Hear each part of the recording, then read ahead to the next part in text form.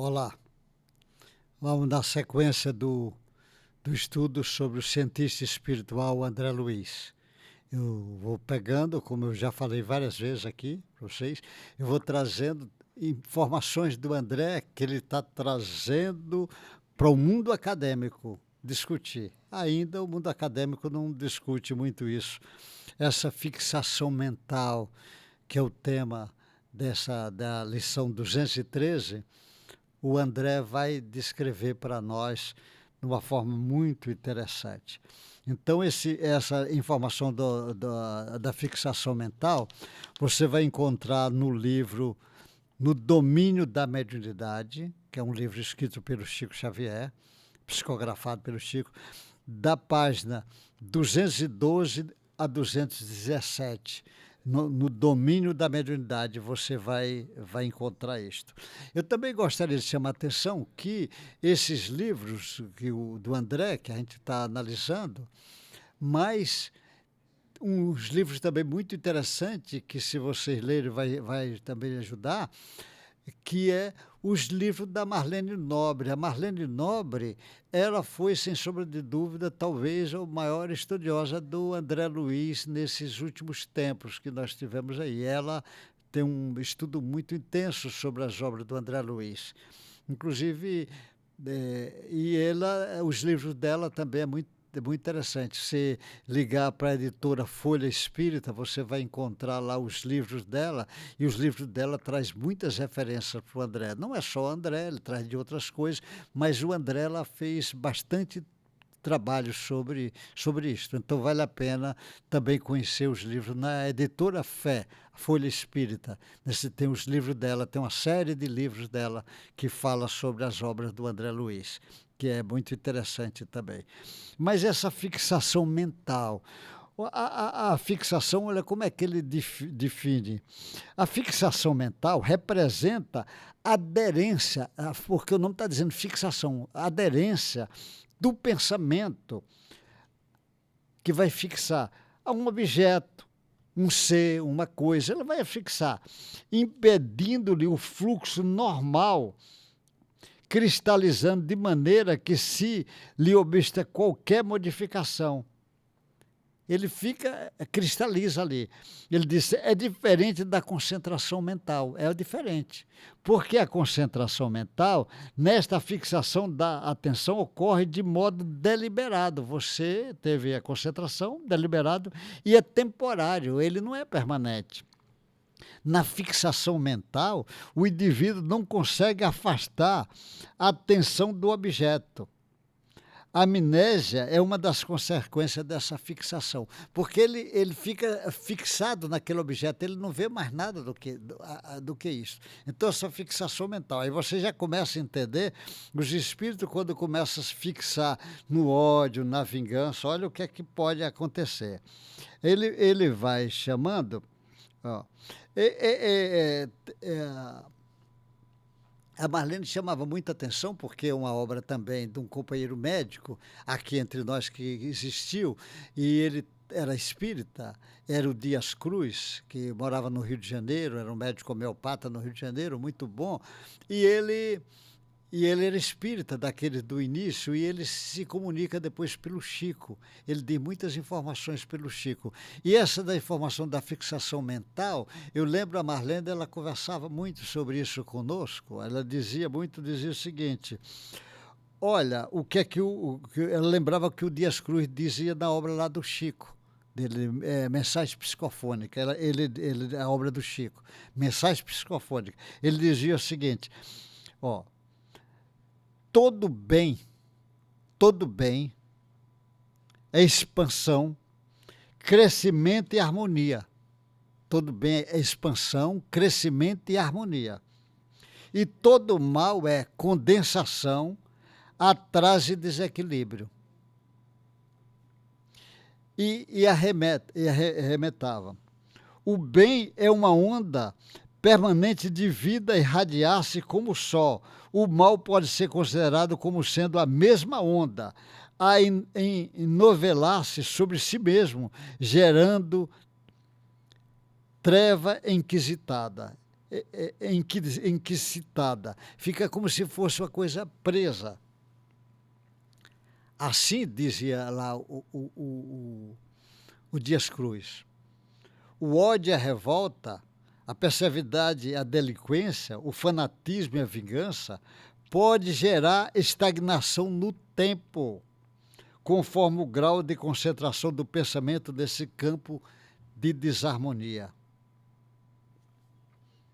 O espírito torna-se balão eletromagnético, pesado de sombras e cativo do processo de vida inferior, não conseguindo desprender-se dos planos espirituais inferiores. Ele está dizendo o seguinte, que nessa fixação,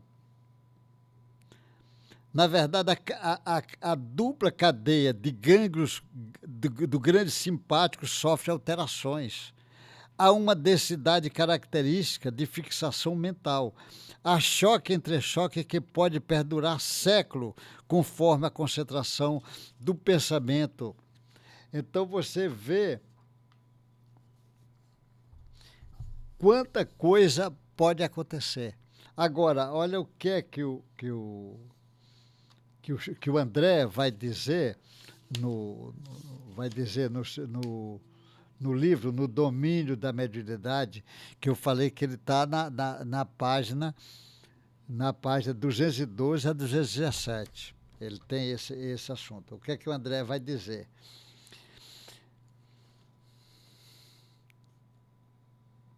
Auros é o que está orientando o André nesse livro. Auro. Cada livro desse tem um orientador.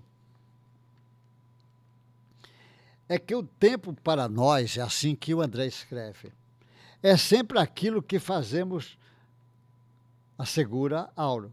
Prossegue afirmando que as horas são invariáveis no relógio, mas não são sempre as mesmas em nossa mente. Quando estamos felizes, os minutos passam rapidamente, sem que nos apercebamos. Confrontando, porém, com sofrimento e apreensão, sentimos como se o tempo estivesse parado. A ideia aflitiva, obcecante, nos corrói a vida mental, levando à fixação. A partir desse estado, o tempo como se cristaliza dentro de nós. Olha o que ele está dizendo.